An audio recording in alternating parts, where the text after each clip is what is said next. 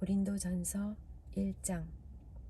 하나님의 뜻에 따라 그리스도 예수의 사도로 부르심을 받은 나 바울과 형제 소스데네는 고린도에 있는 하나님의 교회와 그리스도 예수 안에서 거룩하게 된 사람들에게 이 편지를 씁니다. 여러분은 방방곡곡에서 우리 주 예수 그리스도의 이름을 부르는 모든 사람들과 함께 거룩한 사람으로 부르심을 받았습니다. 예수 그리스도는 우리의 주님이시며 또한 이 모든 사람들의 주님이 되십니다. 하나님 우리 아버지와 주 예수 그리스도께서 여러분에게 은혜와 평강을 주시기를 바랍니다.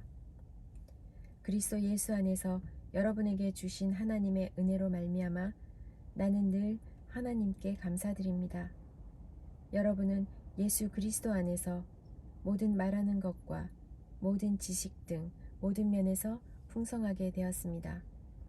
내가 이렇게 말씀드리는 것은 그리스도에 관하여 증언한 것이 여러분 안에서 확고해졌기 때문입니다. 그러므로 여러분은 영적인 선물을 부족함 없이 받으며 우리 주 예수 그리스도께서 나타나실 것을 간절히 바라고 있습니다. 여러분께서는 여러분을 세상 끝날까지 굳세게 지켜 우리 주 예수 그리스도의 날에 흠이 없는 사람이 되게 하실 것입니다. 여러분을 부르셔서 그의 아들이신 우리 주 예수 그리스도와 사귐을 갖게 하신 하나님은 신실하십니다. 성도 여러분, 우리 주 예수 그리스도의 이름으로 여러분에게 호소합니다. 모두 의견을 합하고 여러분 사이에 편히 나누지 마십시오. 같은 마음과 같은 생각을 가지고 하나가 되십시오. 나의 성도 여러분, 글로의 집에서 온 사람들이 나에게 여러분 사이에 다툼이 있다는 소식을 전해주었습니다. 내용은 이렇습니다. 여러분이 저마다 나는 바울을 따른다. 나는 아볼로를 따른다. 나는 베드로를 따른다. 심지어 나는 그리스도를 따른다고 말한다니 도대체 그리스도가 나뉘었습니까? 바울이 여러분을 위해 십자가에 못 박혔습니까? 아니면 여러분이 바울의 이름으로 세례를 받았습니까? 내가 그리스보와 가이오 두 사람 외에는 여러분 중 어느 누구에게도 세례를 주지 않아 하나님께 감사합니다. 그러므로 여러분 중에서 어느 누구도 바울의 이름으로 세례를 받았다고 말할 수 없을 것입니다. 그러고 보니 내가 스데바나의 가정에도 세례를 준 적이 있습니다. 하지만 이들 외에는 아무에게도 세례를 준 기억이 없습니다. 그리스도께서 나를 보내신 것은 세례를 주기 위해서가 아니라 복음을 전하도록 하기 위해서였습니다. 그것은 인간의 지혜로운 말로 하라는 것이 아니었습니다. 그리스도의 십자가가 그 능력을 잃지 않게 하려는 것입니다. 십자가에 관한 말씀이 멸망할 사람들에게는 어리석은 것에 불과하지만 구원받은 우리에게는 하나님의 능력입니다. 성경에 이렇게 기록되어 있습니다. 내가 지혜로운 사람들의 지혜를 멸하고 지식 있는 사람들의 지식을 물리치리라. 지혜 있는 사람이 어디 있으며 학자가 어디 있습니까? 이 시대의 변론자가 어디 있습니까? 하나님께서 이 세상의 지혜를 어리석게 하지 않으셨습니까? 세상이 자기의 지혜를 통해서는 하나님을 알지 못하게 하신 것이 하나님의 지혜입니다. 그래서 하나님께서는 우리가 전하는 어리석어 보이는 말씀 선포로 믿는 사람들을 구원하기를 기뻐하셨습니다. 유대인들은 표적을 요구하고 그리스인들은 지혜를 찾습니다. 하지만 우리는 그리스도께서 십자가에 못 박히셨다고 전합니다. 이것이 유대인들에게 걸려 넘어지게 하는 것이요 이방인들에게는 어리석은 것이지만 유대인이 되었든지 그리스도인이 되었든지 부르심을 받은 사람들에게 그리스도는 하나님의 능력이며 하나님의 지혜입니다. 하나님의 어리석음이 사람의 지혜보다 더 지혜로우며 하나님의 약함이 사람의 강함보다 더 강합니다. 성도 여러분, 하나님께서 여러분을 부르셨을 당시 여러분의 모습이 어떠했는지를 생각해 보십시오. 세상의 표준으로 볼 때 지혜 있는 사람이 많지 않았고 권력 있는 사람도 많지 않았으며 가문 좋은 사람도 많지 않았습니다. 그러나 하나님께서는 지혜로운 것들을 부끄럽게 하시려고 세상의 미련한 것들을 선택하셨고 강한 것들을 부끄럽게 하시려고 세상의 약한 것들을 선택하셨습니다. 하나님께서는 세상의 비천한 것들과 멸시받는 것, 그리고 아무것도 아닌 것들을 선택하여 유력한 것들을 멸하셨습니다. 이것은 하나님 앞에서 어느 누구도 자랑하지 못하게 하기 위해서였습니다. 그러나 여러분은 이러한 하나님에게서 나서 예수 그리스도 안에 있게 되었습니다. 예수님은 하나님께로부터 오는 우리의 지혜와 의와 거룩함과 구속이 되셨습니다. 그러므로 성경에 기록되었듯이 자랑하는 자는 주님 안에서 자랑하십시오. 고린도전서 2장. 성도 여러분, 나도 여러분에게 가서 하나님의 비밀을 전하였을 때 웅변술이나 탁월한 지혜를 가지고 전한 것이 아니었습니다.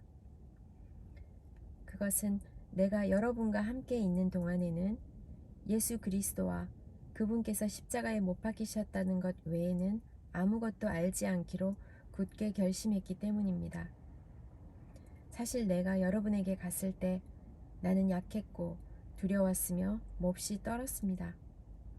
내가 전한 말이나 선포한 것들은 지혜롭고 설득력 있는 말들이 아니라 성령의 능력을 드러내는 것이었습니다. 이렇게 한 것은 여러분의 믿음을 사람의 지혜가 아니라 하나님의 능력에 두게 하기 위한 것이었습니다. 그러나 우리는 성숙한 사람들 사이에서는 지혜를 말합니다. 이 지혜는 세상의 지혜가 아니며 이 세상에서 멸망해 버릴 통치자들의 지혜도 아닙니다. 우리가 말하는 지혜는 하나님의 비밀 가운데 있는 지혜입니다.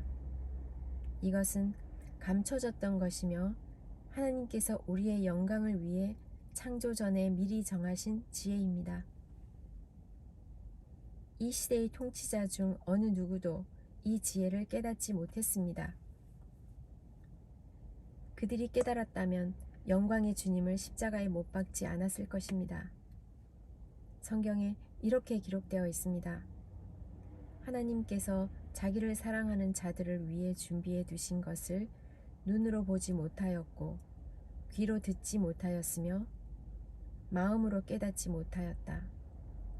하나님께서는 성령을 통하여 이 지혜를 우리에게 계시하셨습니다.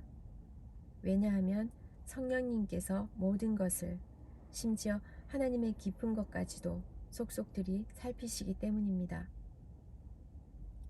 어떤 사람이 생각하고 있는 것을 그 사람 속에 있는 영이 아니고서야 누가 알 수 있겠습니까? 이와 마찬가지로 하나님의 생각도 하나님의 성령만이 아실 수 있습니다. 하나님께서 우리에게 은혜로 주신 것들을 알기 위해 우리는 세상의 영이 아니라 하나님께로부터 오는 성령을 받았습니다. 우리는 사람의 지혜에서 배운 말로 말하지 않고 성령으로부터 가르침을 받은 말씀으로 말합니다. 성령님께 속한 것은 성령에 속한 것으로 설명해야 하기 때문입니다. 성령에 속하지 않은 사람은 하나님의 성령에 속한 것들을 받아들이지 않습니다. 그런 사람에게는 이런 것들이 어리석어 보입니다. 그런 것들은 영적으로 식별되는 것이므로 세상에 속한 사람은 그런 것들을 깨달을 수도 없습니다.